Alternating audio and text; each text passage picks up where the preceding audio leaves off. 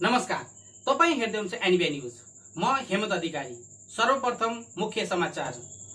ओली नै प्रधानमन्त्री बन्न सक्ने अवस्था रहेकोले नेपाल पक्षलाई कारबाही गरिएन। हामीले ओलीलाई पदमुक्त गर्न राजीनामा दिनुपर्छ। भीम रावल। जसपाले राष्ट्रपतिलाई गरायो जानकारी, गठबन्धन सरकारमा जाँदैनौ। मुलुकभर 9305 जना नयाँ कोरोना संक्रमित थपिए, 168 को मृत्यु। काठमाडौँ उपत्यकामा 3924 जना नयाँ संक्रमित थपिए। अक्सिजनको अभावमा भैरवा स्थित भीम अस्पतालमा उपचार र 3 संक्रमितको मृत्यु। अमेरिकाले नेपाललाई भ्रमण गर्न नहुने मुलुकको सूचीमा राख्यो, आफ्ना सबै नागरिक लैजाने। गण्डकी प्रदेशको मुख्यमन्त्रीमा पृथ्वी सुब्बा गुरुङ शपथ ग्रहण आजै। कोरोना संक्रमितको उपचारमा सरकार गम्भीर नभएको कांग्रेसको आरोप। आन्तरिक हवाई उडान अर्को आदेश नभएसम्म बन्द। भारतमा दैनिक ज्यान गुमाउनेको संख्या 4000 नाग्यो। नयाँ भ्यारिएन्ट झन घातक। भारतमा कोभिड-19 संक्रमितको संख्या बढेसँगै वैज्ञानिकहरू भाइरसको अनुसन्धानमा थप सक्रिय। इजरायलले इजरायली सेना र प्यालेस्टाइनीहरूबीच भएको द्वन्द्व बढेसँगै लोड शहरमा संकटकाल घोषणा गरेको छ। 69औं मिस युनिभर्समा नेपालको राष्ट्रिय पोशाक पर्वत आरोहको सम्झनामा समर्पित गरिने। भारत, बेलायत, दक्षिण अफ्रिका र ब्राजिलको भाइरस जटिल प्रकारको वर्ल्ड हेल्थ अर्गनाइजेसनको भनाई। अब समाचार विस्तारसित। सांसद पदबाट सामूहिक राजीनामा दिने तयारीमा रहेको नेपाल कम्युनिस्ट पार्टी एमाले नेपाल समूह सोमबार बिहान एकाएक राजीनामा नदिने बरु संसद बैठकमा अनुपस्थित हुने निर्णयमा पुगेको थियो। आइतबार राति नेता नेपालले अध्यक्ष केपी शर्मा ओलीलाई पत्र लेखेर लोकतन्त्रका लागि पार्टी हितमा सांसदबाट राजीनामा दिन तयार रहेको जनाउँदै थिए। सोमबार बिहान संसद बीचको छलफलपछि भने राजीनामाबाट पछि हटेर संसदमा अनुपस्थित हुने निर्णयमा पुगेका हुन्। नेपाल पक्षका सांसदको छलफल चलिरहेका बेला प्रधानमन्त्री केपी शर्मा ओलीले तत्काल राजीनामा नदिन र अन्य विकल्प रोज्ने आग्रह गर्दै पार्टीको विवाद संवाद गरेर मिलाउने सन्देश पठाएका थिए। बैठकमा ओलीको सन्देश बारे पनि छलफल भएको थियो। त्यसपछि नेपाल पक्षका सांसदले राजीनामा नदिई संसद बैठकमा अनुपस्थित हुने निर्णय गरेका थिए। छलफल सकिए लगत्तै अर्थमन्त्री विष्णु पौडेलले नेपाल पक्षका नेता घनश्याम भुषाल, गोकर्ण बिष्ट र योगेश भट्टराईसँग छलफल गरेका थिए। उनले पार्टी एकताका लागि अझै पनि आधारहरू बाँकी रहेको फागुन 28 गतेका निर्णयमा पूर्ण विचार गर्न सकिने तथा पार्टीलाई 2075 जेठ 2 कै अवस्थाको साङ्गठनिक संरचना अन्तर्गत लैजान सकिने विकल्प बाँकी रहेको बताएका थिए। सांसदले राजीनामा नदिए अन्य विकल्प रोजेमा त्यस बापत कुनै पनि कारबाही नहुनेमा पनि उनले आश्वस्त बताएका थिए। पौडेलसँग संवाद गरेर बाहिरिएका भट्टराईले एमालेको एकता कायम रहेको आम कार्यकर्ताले हेर्न चाहेकाले यसलाई कसैले पनि व्यवस्था गर्न नमिल्ने प्रतिक्रिया दिएका थिए। सबैले अहिले एमालेको एकता चाहेका छन्, त्यसलाई कसैले नजरअन्दाज नगरौँ, हेरौँ, अझै समय छ, भट्टराईले भनेका थिए। पौडेलसँगको छलफल सकिनु अघि प्रधानमन्त्री एमाले अध्यक्ष दलका नेता ओलीले सामाजिक सञ्जाल मार्फत केही समस्या भए आउनुस् छलफल गरौँ भन्दै आह्वान गरेका थिए।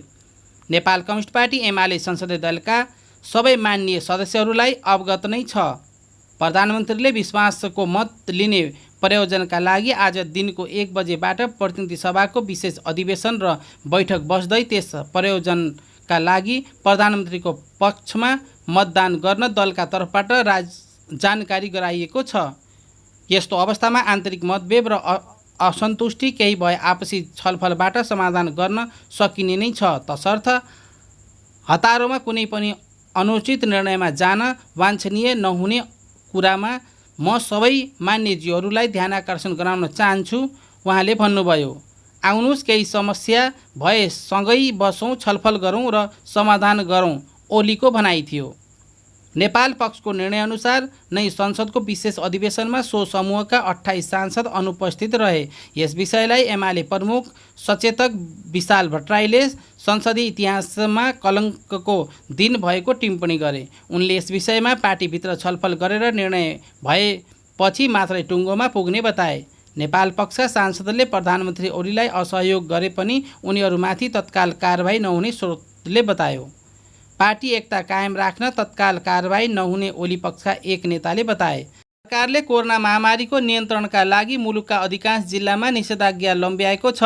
सोही अनुसार बन्द गरिएको आन्तरिक तरफको हवाई उडान अर्को आदेश नभएसम्मका लागि बन्द भएको छ। यसअघि सरकारले वैशाख मासान्तरसम्म शेड्युल आन्तरिक र बाह्रै उडान बन्द गर्ने निर्णय गरेको थियो। नेपाल नागरिक उड्डयन प्राधिकरणले सोमबार अन्तर्राष्ट्रिय उडानको हकमा 31 र 17 जेठसम्मको मिति तोकेर प्रतिबन्ध लम्ब्याएको पत्र वायुसेना कम्पनीलाई दिएको थियो। आन्तरिक उडानको हकमा भने अर्को आदेश नभएसम्म बन्द गर्ने निर्णय भएको प्राधिकरणका महानिर्देशक राजन पोखरेलले जनाएका थिए।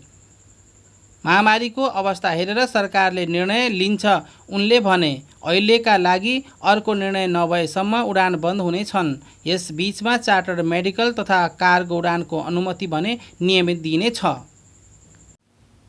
नेपालमा पछिल्लो समय दिन प्रतिदिन कोरोना सङ्क्रमितहरू तीव्र रूपमा बढिरहेका छन्। मुलुकभर पछिल्लो 24 घण्टामा 9305 जना नयाँ कोरोना सङ्क्रमित फेला परेका छन्। स्वास्थ्य तथा जनसङ्ख्या मन्त्रालयका अनुसार मुलुकभर 20,786 जनाको PCR एन्टिजेन परीक्षण गर्दा 9305 जनामा कोरोना सङ्क्रमित पुष्टि भएको हो।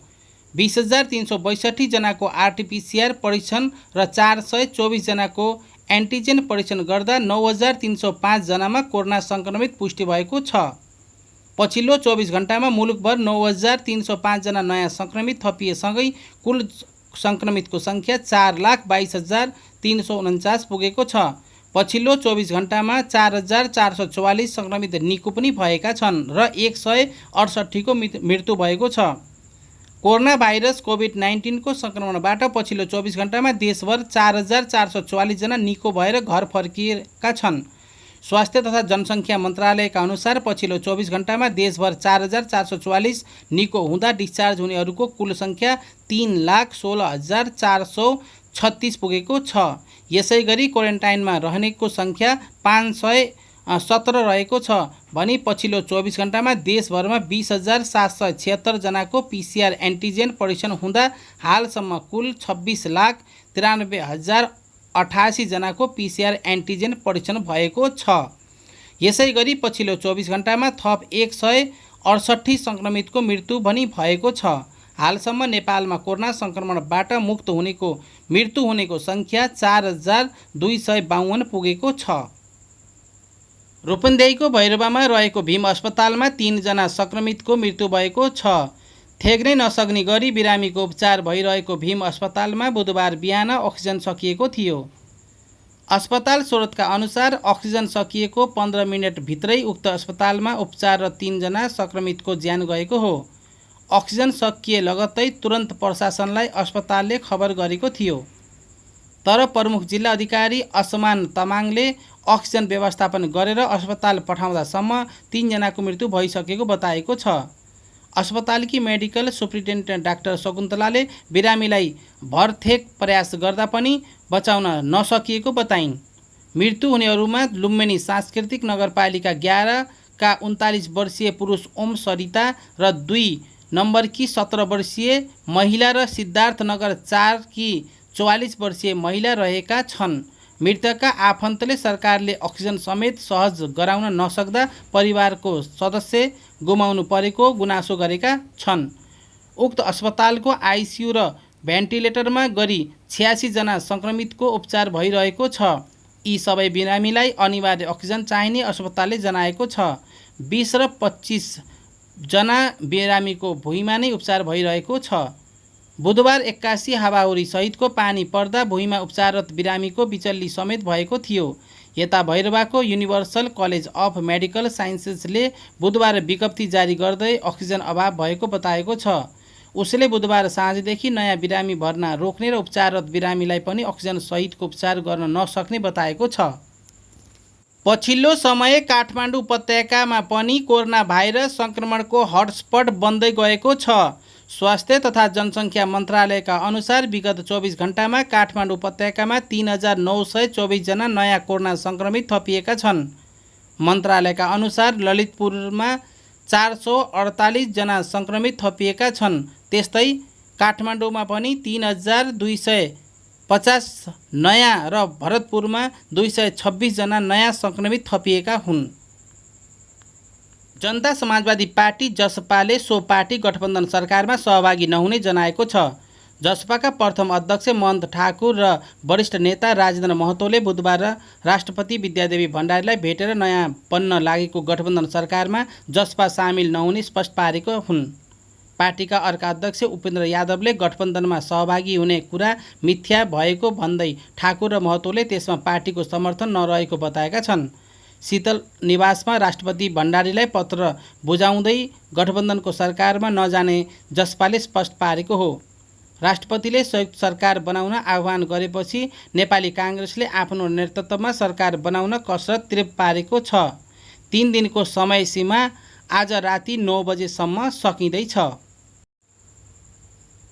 गण्डकी प्रदेशको मुख्यमन्त्रीमा पुननियुक्ति भएका पृथ्वी सुब्बा गुरुङले शपथ लिएका छन्। उनलाई प्रदेश प्रमुख सीता पौडेलले बुधबार साँझ पद तथा गोपनीयताको शपथ गराइन्। गुरुङले राजीनामा दिएपछि प्रदेश प्रमुख पौडेलले 3 दिनको समय दिएर प्रदेश सभाका दलहरूलाई बहुमतको सरकार गठनको दाबी पेश गर्न आह्वान गरेकी थिइन्। बुधबार नेपाली काङ्ग्रेसका सांसद कृष्णचन्द्र नेपालीले पोखरेलले आफूलाई 4 दलका 31 सांसदको समर्थन रहेको भनी दाबी पेश गरेका थिए। तर प्रदेश प्रमुख पौडेलले पोखरेलको दाबी नपुग्ने भन्दै संविधानको धारा 168(3) अनुसार गुरुङलाई अल्पमतको सरकारको मुख्यमन्त्रीको रूपमा नियुक्त गरेकी हुन्। 69औं मिस युनिभर्समा नेपालको तर्फबाट राष्ट्रिय पोसाक पर्वतारोहणको सम्झनामा समर्पित गरिने भएको छ। हरेक वर्ष विश्वभरबाट मानिसहरू हिमालका लागि नेपाल आउने गरेकोमा यस वर्ष भने मिस युनिभर्सको माध्यमबाट हिमालहरूलाई विश्वमा चिनाइने भएको छ। मिस युनिभर्स प्रतियोगिताको 69औं संस्करणका लागि अंशिका शर्मा यसअघि नै अमेरिका प्रस्थान गरिसक्नु भएको छ। मिस युनिभर्स यही मे 16 का दिन हलिउड फ्लोरिडाको Seminole hard rock hotel and क्यासिनोमा हुँदैछ। राष्ट्रिय पोसाक प्रदर्शन कार्यक्रम भने मिस युनिभर्स फाइनल भन्दा अघि यही मे 13 बेलुका 8 बजे मियामी समय र नेपाली समय मे 14 बिहान 5:45 मा हुँदैछ। राष्ट्रिय पोसाक प्रदर्शन मिस युनिभर्सको युट्युब च्यानलमा प्रत्यक्ष प्रसारण गरिनेछ। 69औं मिस युनिभर्स प्रतियोगिता भने मे 16 बेलुका 8 बजे मियामी समयमा प्रत्यक्ष प्रसारण हुँदैछ। नेपाली समय मे 17 बिहान 5:45 मा हुनेछ। मिस युनिभर्स राष्ट्रिय पोसाक कार्यक्रमका लागि अंशिका शर्माले बिना घलेको सृजना ओड टु माउन्टेनर पर्वतारोहीको सम्झनामा पहिरिनु हुनेछ। नेपालको राष्ट्रिय पोसाक विश्वका सबै पर्वतारोहीहरूलाई विशेष गरी नेपालका अलगा हिमालयका संरक्षण तथा गाइडहरू निडर शेर्पाहरूको सम्मान स्वरूप डिजाइन गरिएको आयोजनाले जनाएको छ।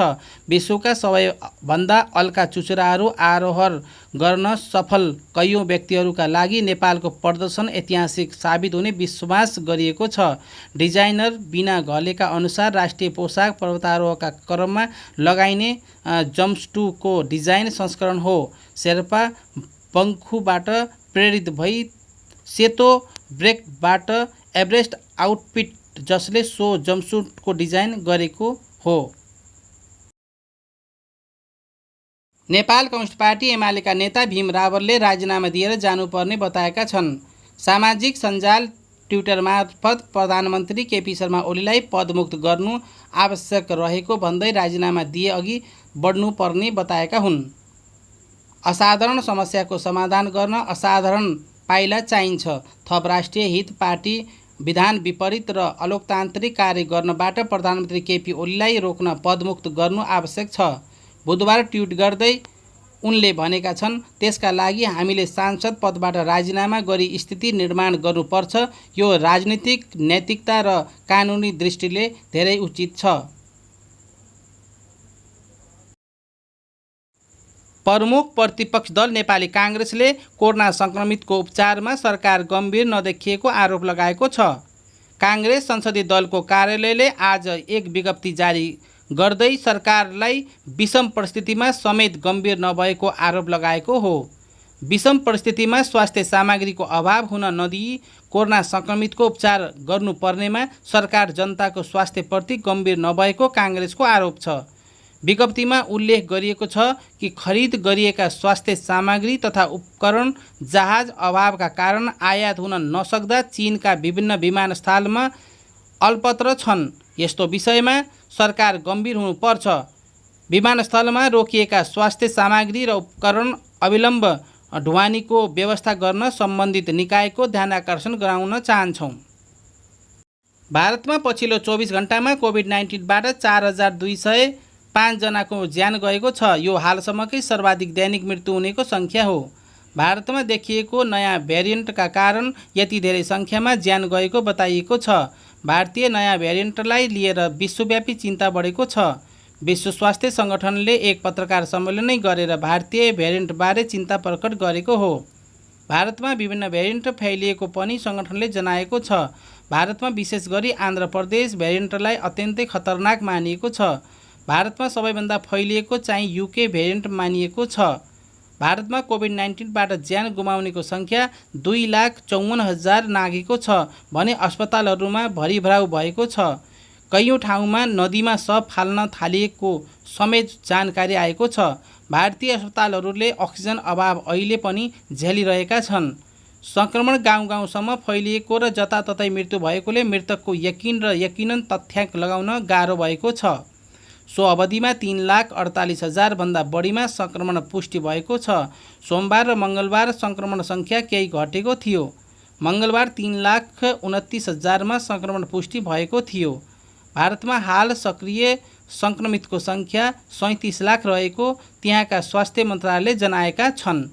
भारतमा अरू 1.5 महिना सङ्क्रमण र क्षतिको ग्राफ उकालो लागिरहने विभिन्न स्वास्थ्य सङ्गठनहरूले चेतावनी दिएका छन्।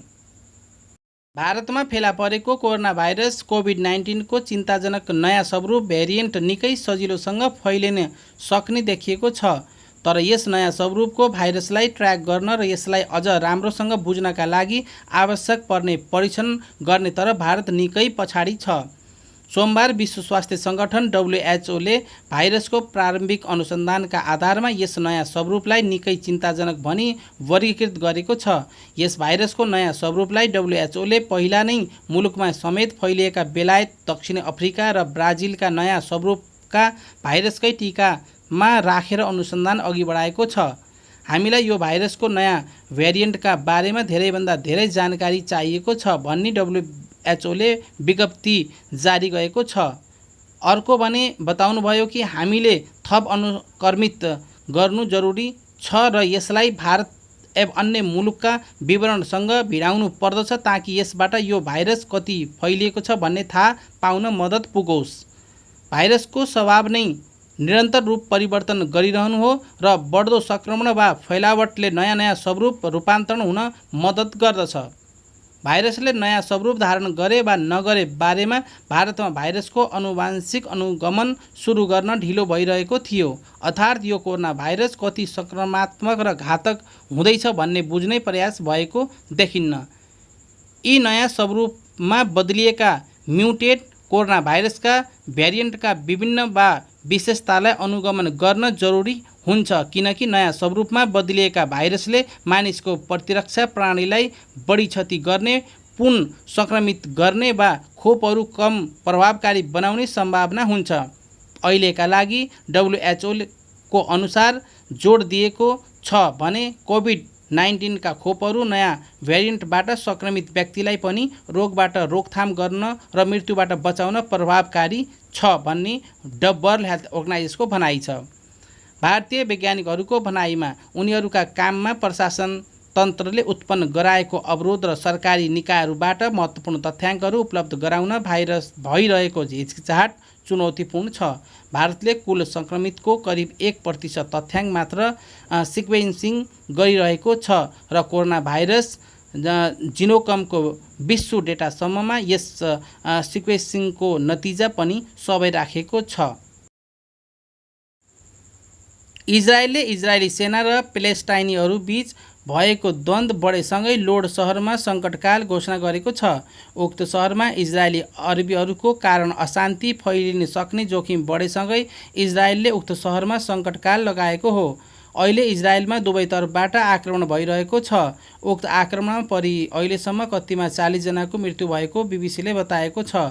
गाजा क्षेत्रबाट इजरायलतर्फ रकेट प्रहार भइरहेका छन् भने इजरायलले पनि गाजा क्षेत्रमा हवाई आक्रमण जारी राखेको छ।